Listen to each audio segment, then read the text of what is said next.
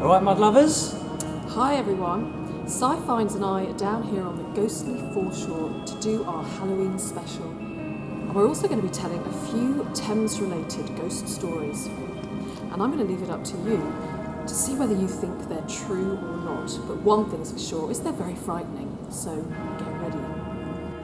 That's right, we're down here on the terrifying Thames foreshore, and later we'll be doing some malevolent mudlarking, and we'll show you what we find. So I don't leave you here alone, right? No, seriously, don't. So tonight we're mudlarking and telling stories in Wapping, probably the most haunted area of the Thames foreshore. Execution Dock was used as a hanging site for over 400 years until the 1830s. The hangings were mainly for crimes of the Admiralty, such as treason and mutiny and murder. Pirates and smugglers didn't stand much of a chance if they were caught red-handed. The automatic punishment for piracy was death by hanging in a public place. People who were executed at this dock were symbolically hung over the river rather than on land. Not all hangings were the same, and some were fairly barbaric. If you were a pirate, you were hanged with a shorter rope than usual, extra punishment. This meant you didn't actually hang and die, but were slowly strangled to death, as the drop wasn't long enough to break your neck.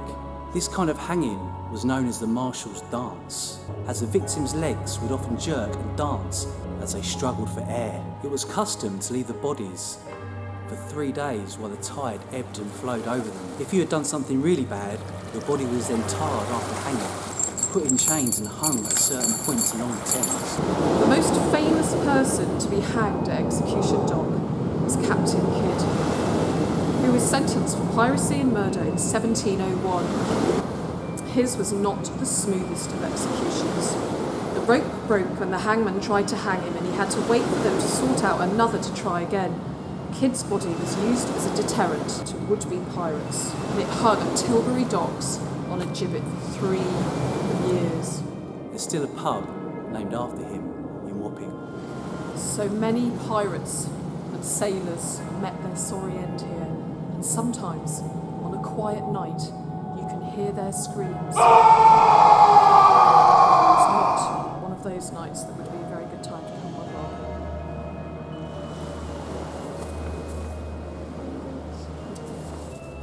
As you know, we're at Wapping, and this is a good place for the next ghost story about the hanging Judge Jeffreys. During the reign of James II in the late 17th century, Judge Jeffreys was sent to Dorchester to deal with the Protestants trying to overrule the Catholic King James II, known as the Monmouth Rebellion.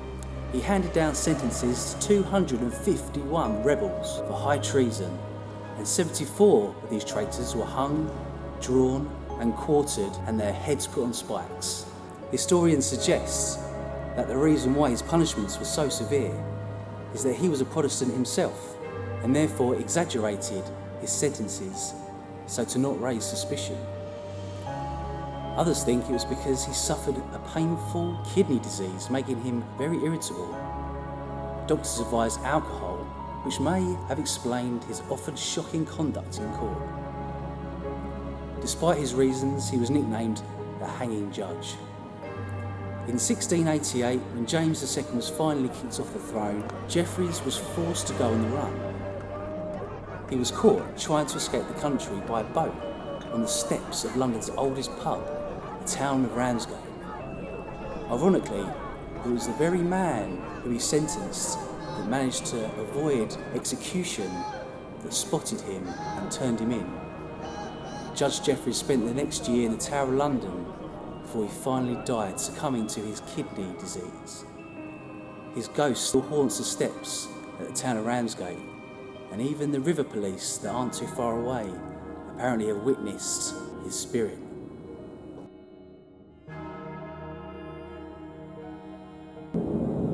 As you can see, the Thames holds many stories, not always happy ones. This story revolves around Cleopatra's Needle, which stands in Victoria Embankment overlooking the Thames.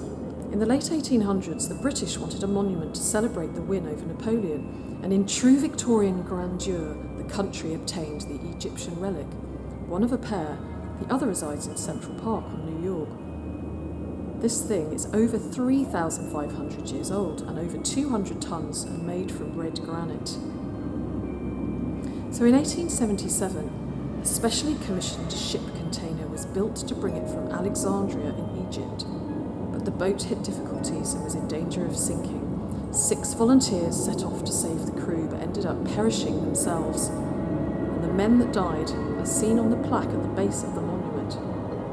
Mocking laughter can sometimes be heard from the area around the monument, as well as unearthly screams. Whether these belong to the lost sailors is not known. There have also been a number of phantom hauntings. It is said that 2 separate policemen were stopped by a woman urging them to come to the banks of the River Thames because someone was about to jump in, only for them to get to the banks near to Cleopatra's Needle to see a woman in identical dress as the one that approached them toss herself into the river. Another River Thames ghost seen here is a ghostly naked man who's been seen dashing from behind the monument and jumping into the cold water, which accepts him without the faintest ripple.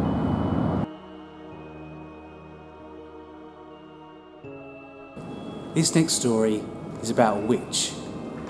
There were many witches that were brought to trial over the centuries. Mainly, they were old women, spinsters and widows that were genuinely lonely women, but these always drew suspicion.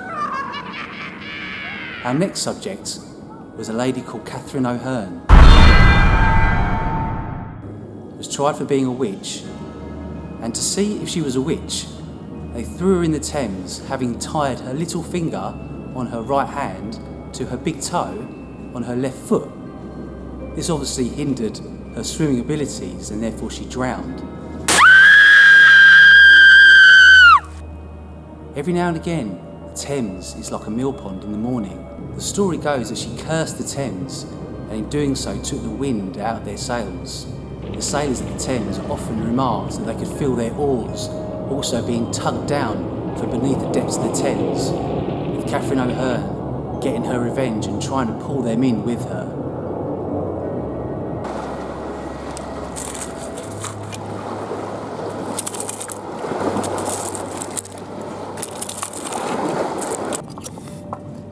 Okay guys, we've been talking quite a lot about ghost stories, so there's not a whole lot of time left for mudlarking, but we'll try and get a little bit in.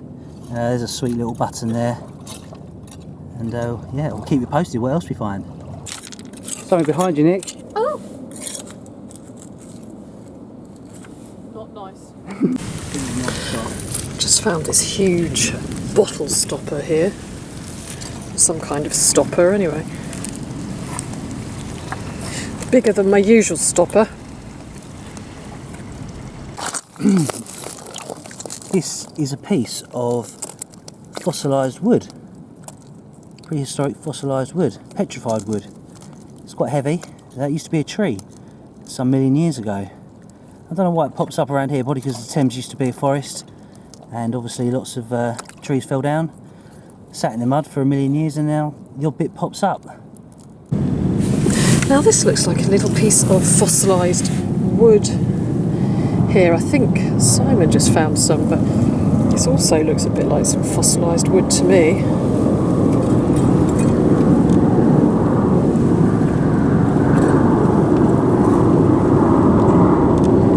Look at serious head torch envy. Look at that thing. How bright is that?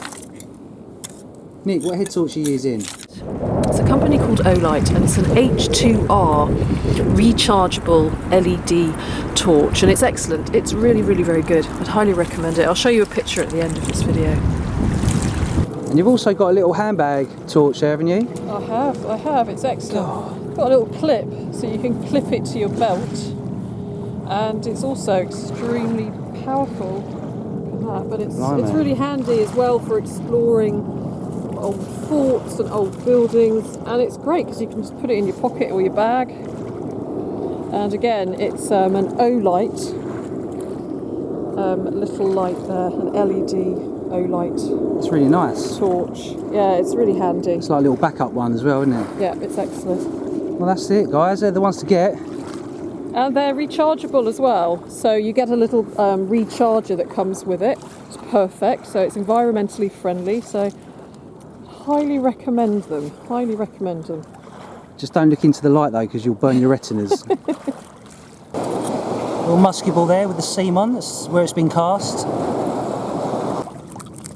Nice bit of pottery, not sure on the age on that. Could be mocha ware. Lovely pattern on it though. There's a bullet here.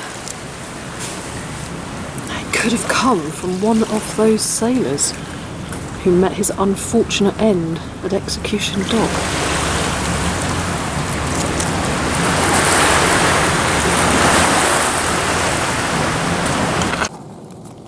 It's a nice pouring spout off of a, I imagine it's probably going to be from a large ink pot. Pour your ink out. I can leave that here though. Just found a lump of copper or brass. I thought it was molten, just a bit of molten copper, but it seems to be there might be something a bit more interesting on, so I'm going to give it a quick wash and see if it has actually got anything interesting on it. Oh yeah, wow, that's quite impressive. Some kind of floral pattern with a hole in. Not sure what that would have been off. Is that a face on the side of the big crooked nose? Oh, it does look kind of ghoulish, green manny, but it's a very pretty little piece of iron, or sorry, pretty piece of copper, I'd imagine. How unusual. Is that like a nose to you? Or was that just a piece of floral decoration?